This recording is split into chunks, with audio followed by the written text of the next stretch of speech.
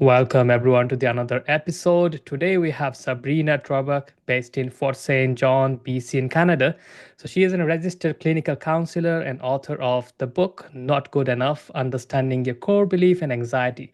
She's also clinical supervisor, public speaker, and holds a master degree in counseling psychology.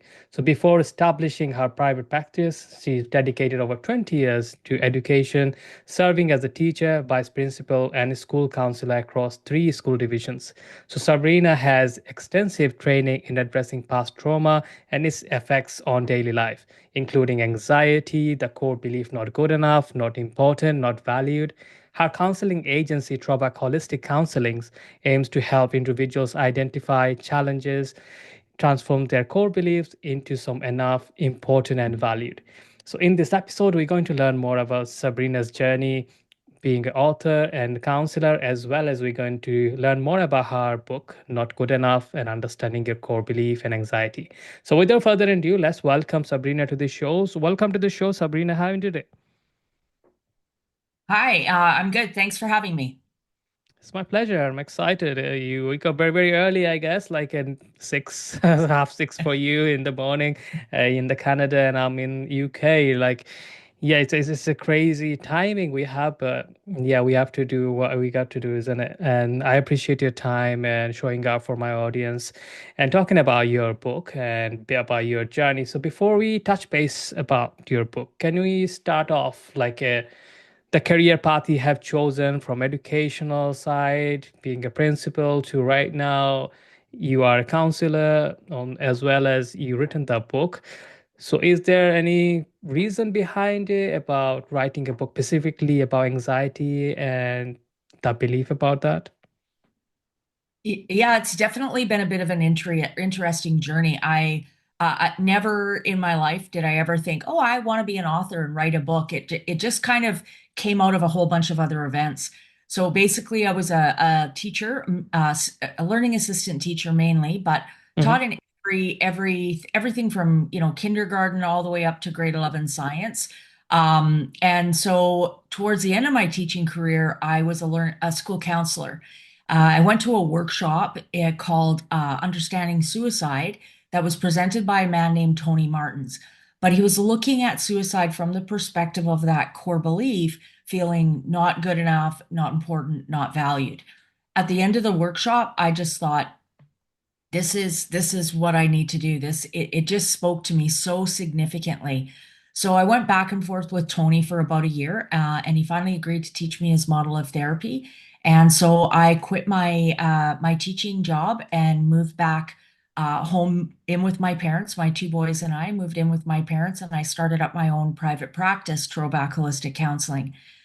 Within about 6 months, that was back in 2010. Within 6 months, I had a waiting list.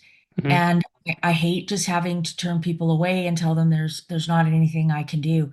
So that's when the book started to come into play. And I thought, well, if I write a book, I can provide a resource for people who are on the waiting list, can't access counseling for whatever reason, maybe aren't ready for counseling yet, but want to start to kind of get a better learning or understanding of what's going on. So that's when the book Not Good Enough came into play, where I wrote a book to be able to provide a resource for people as well. Yeah, that's great. So obviously you have done lots of research and the understanding behind the writing that book. So when we talk about the title not good enough, it's just like we are blaming ourselves, right? Like and not able to do certain things certain way for me to understand better. Yeah, so the core belief is it's kind of that internal voice that you have that really kind of drives everything that we do. We're constantly trying to prove to ourselves that our core belief is true.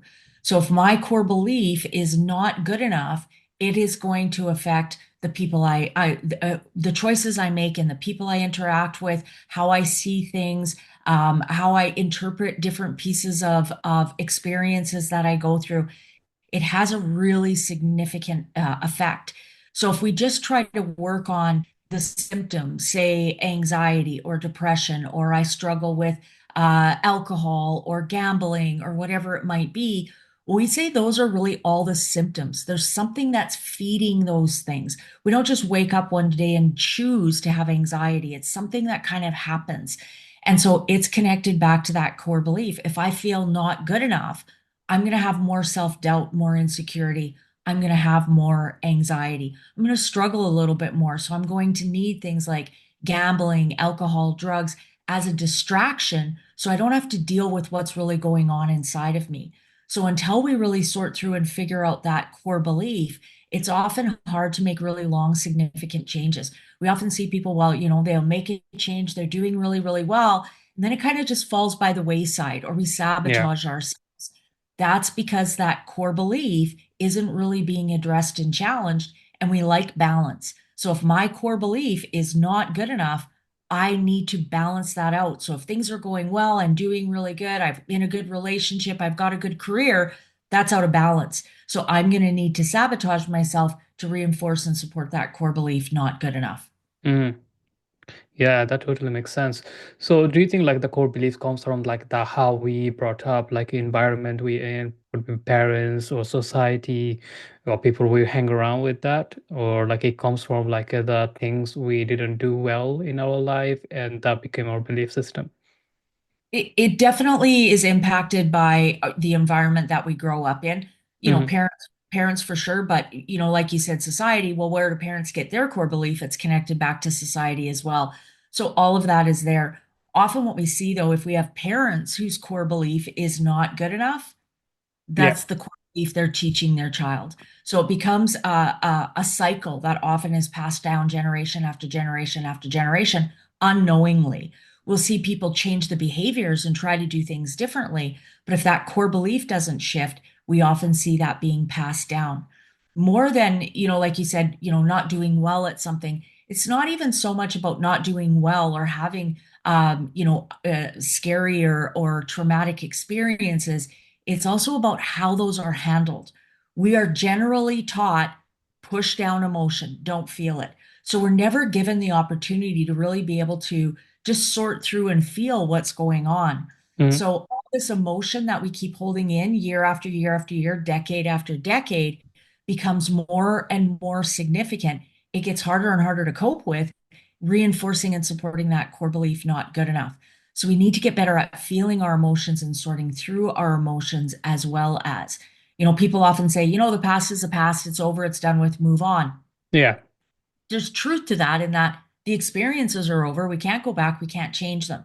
But what we carry with us is the emotions that are connected to all those things. And over time, that emotion just gets heavier and heavier and heavier, and it gets harder and harder and harder to cope, reinforcing and supporting that core belief not good enough, not important, not valued more and more significantly. Yeah, and I can totally relate to that. Like some people come from a background like I'm originally South Asian background. I have like Indian, Bengali, Pakistani. So some people have the mindset of like if you have like a three kind of different careers, like a doctor, engineer, or like a some kind of professional, then you have set in your life. Everything else just kind of like a failure.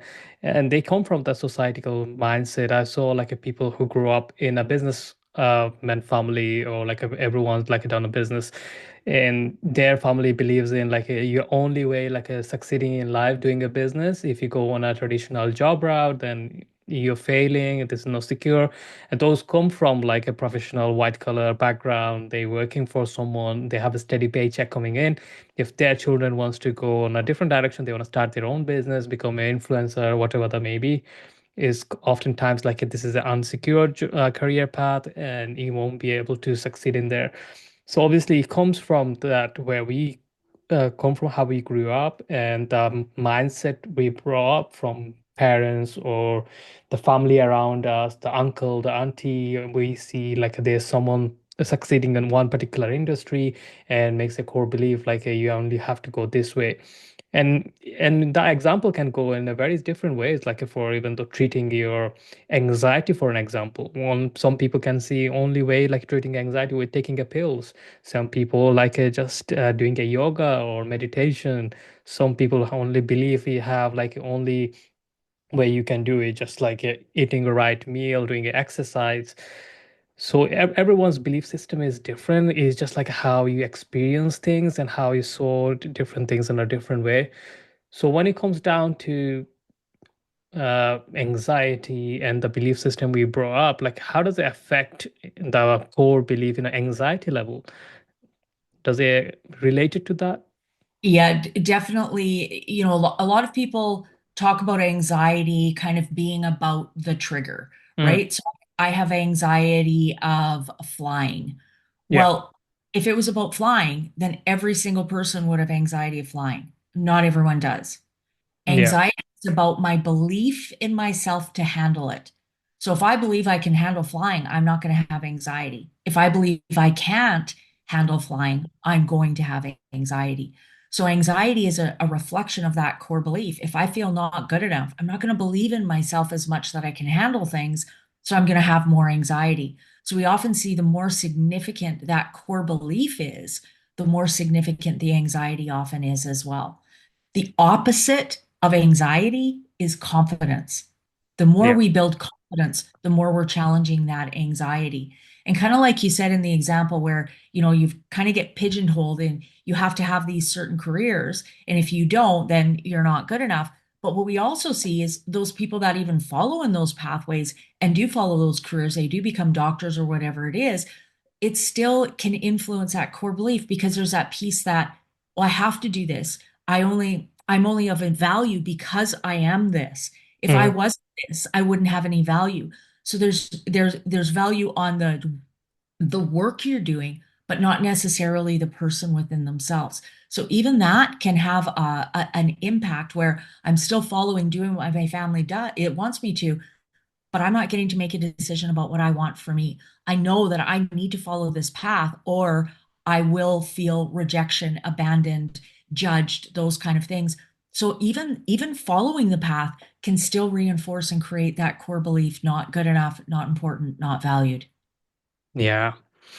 And that goes with the life, isn't it? Like I remember last year, like my son had a seizure, so he had a brain damage during the birth, so he developed epilepsy.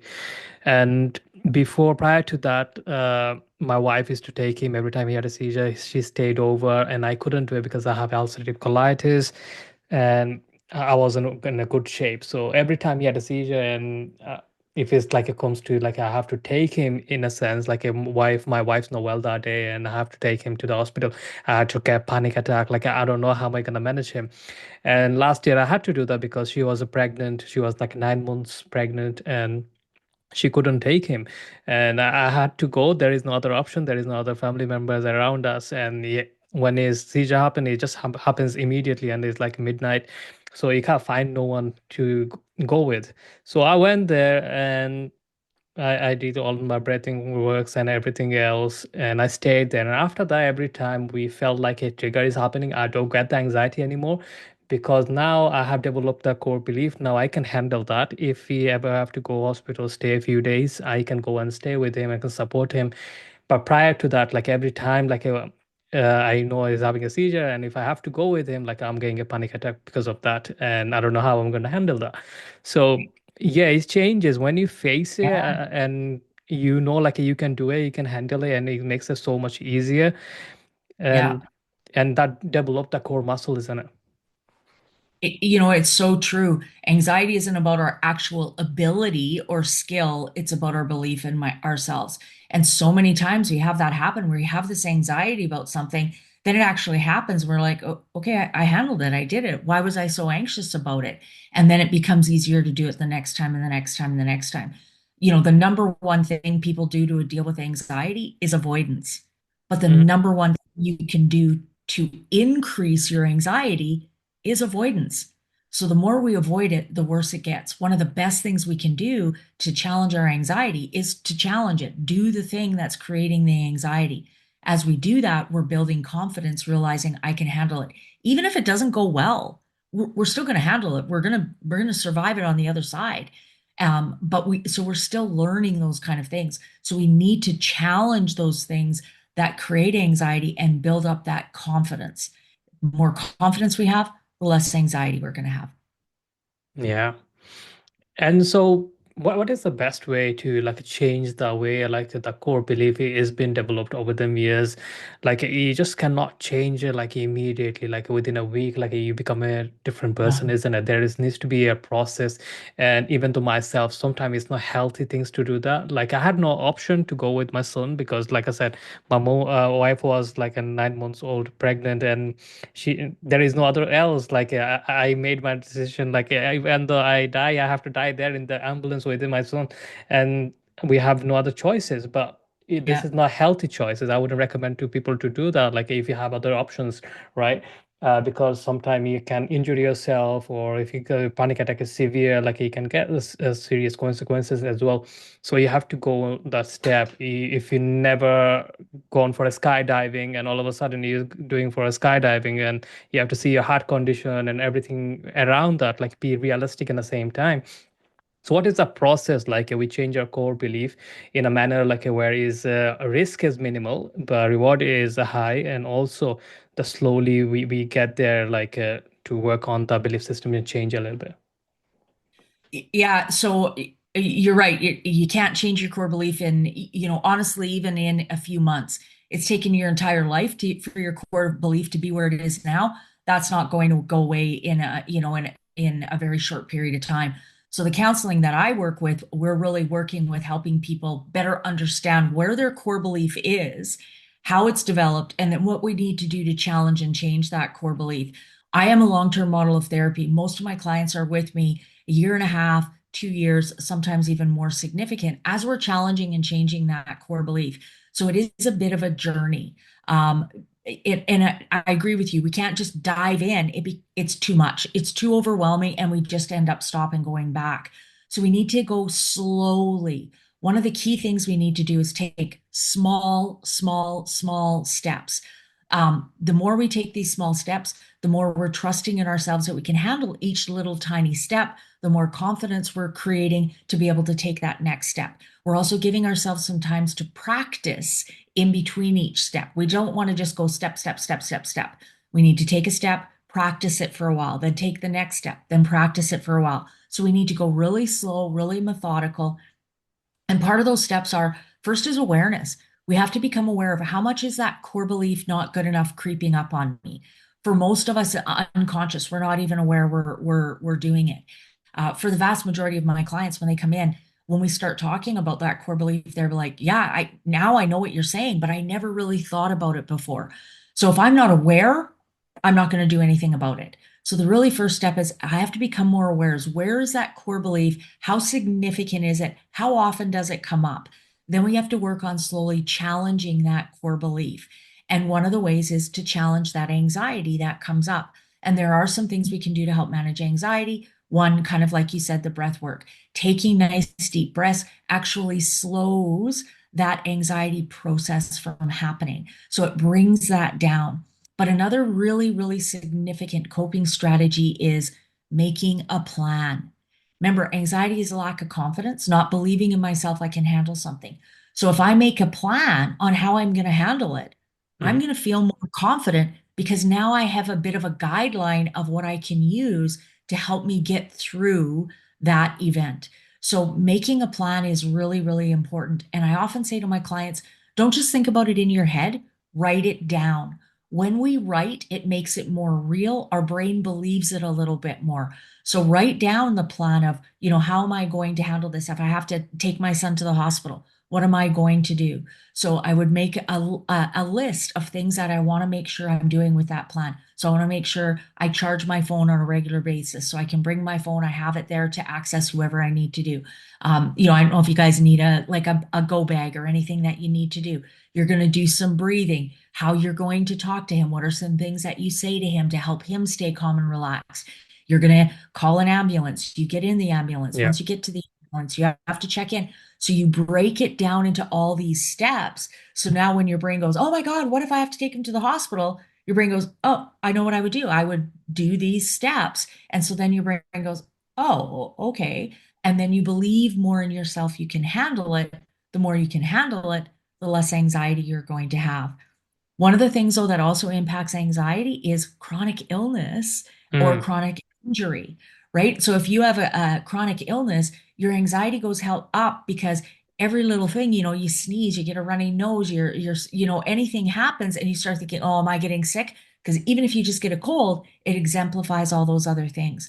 So we have more self-doubt when we have chronic illness or chronic injury because we're worrying about, oh, is it coming back? Is it going to get worse? What's going to happen? That creates more anxiety in itself. So it's important to have a plan for when our anxiety is really, really high, but really it's also important to have a plan for just daily life. How often are you breathing throughout the day where you're just taking deep breaths to kind of reset and settle things down? How much are you doing yoga and stretching and different things like that to help keep your body in shape? Journaling, where you're just writing about what's going on, struggles that you have. It's really important to have strategies that we're using every day throughout the day as well to help keep that anxiety down lower as well. Yeah, totally. Thank you so much for sharing that. So, Sabrina, obviously you have done lots of research around that and you have worked with so many clients. So, what is the number one lesson you have learned about the anxiety or the way we behave? And those people are feeling hopeless and they feel like they cannot get out of this mess they're in, and their brain always just putting back to like where they started, even though they try something a little bit, and the belief system goes back to where they started, and they feel like it is never gonna work. So how do you give them a hope with the experience you have? I think one of the things that we talk about pretty significantly is everything we do for a reason. So we often just try to kind of address the behaviors or whack the behaviors, where really we need to look deeper and figure out what is going on. So stopping and looking at, your behaviors and figuring out, why am I doing this? Not just don't do it anymore. Why are you doing it in the first place? The more you get an understanding of why you're doing it, the more likely you're going to have success in challenging it. And honestly, the two main things that are underneath why we're doing what we're doing is it's reinforcing and supporting that core belief, not good enough, not important, not valued, or it's something we're doing as a way of avoiding dealing with emotions we don't necessarily want to feel. Vulnerability, sad, lonely, rejection, abandoned, unheard, powerless, helpless. We don't like to feel those emotions. So often our behaviors are things that we're doing to try to kind of push those emotions down so we don't have to feel them. So we need to become more aware of why we're doing what we're doing, gain that understanding. And then the next step is, again, small steps. We often take these giant leaps going from A to B when really we need to break it down into 10, 15, 20 smaller steps. So, how can you break things down into really small steps where you can slowly move forward? We want evolution, not revolution. Small, gradual change over a long period of time is what much more sustainable than really big, quick changes. Yeah, that's great. Thank you so much for sharing your insights and giving us more valuable lesson to our audience. I really appreciate that. So, Sabrina, we are nearly coming to end of this podcast. So, before we wrap up here, if anyone wants to learn more about yourself or your business, where is the best place to find you? So my website is trobachholistic.org. On my website, I have a link to all my social medias. I have a link to my page if you want to buy my page. I also have a blog section that lists all kinds of different articles around mental health. They're usually about a 2 to 4 minute read, so not long. Again, just small little steps. And I also have a page on there that has all my podcast interviews as well. My book is available on Amazon, and it is a handbook. So you're reading a little bit of information, then applying that information to your own personal life experiences, and then you read a little bit more. So the book is a way of really helping you gain a better understanding of your core belief, how you are trying to cope with your core belief. It talks about anxiety, anger, emotions, all kinds of different things to help you gain that awareness so you can make the changes that you want to make. That's great. Thank you so much for sharing that. So, Sabrina, I really wish you very best of luck with everything you do and continue to do your good work. And I hope your book is do a success as well. So, I'll talk to you next time. And thank you so much for your time today. Thanks for having me. It was nice being here. That was my pleasure. Thank you. So that's a wrap, guys. Thank you so much for listening to the podcast episode with Sabrina Trobak. I hope you enjoyed the conversation. If anyone wants to learn more about her, you can visit her website. I'm going to put the link on the description for you to find her. So until then, I'll talk to you in the next episode. So take care.